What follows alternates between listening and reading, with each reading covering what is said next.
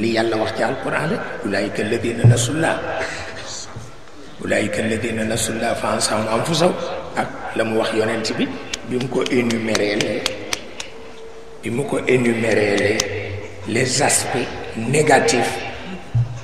de notre développement wax na ko yonent bi ci alquran waaw wax na ko yonent bi mënul intervenir parce que li buur bi wax rek moo nekk dafa am façon développement bu amalul nit ñi njëriñ parce que du jur équilibre waaw te lu dul jur équilibre jaru ko moo tax mu tuddal ko développement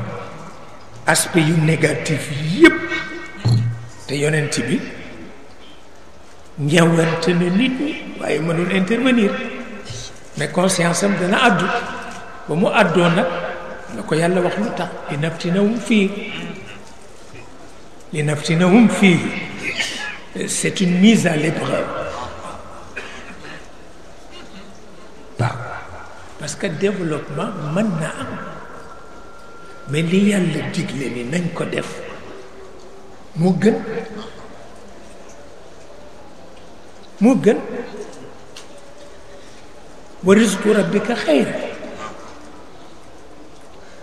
wa rizqu rabbika xayr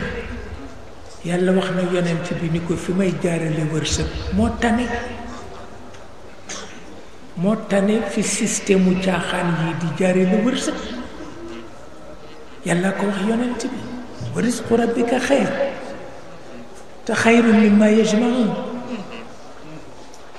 accumulation ay char d'assaut accumulation bombe atomique accumulation ay banque accumulation ay contrat accumulation ay projet yàlla nee na bi ma leen proposé mu ëpp jàmm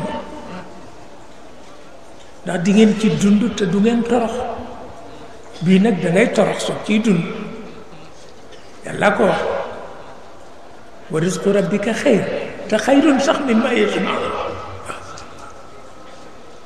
accumulation bi lay bañ pour wax la ni pexe amu ci nag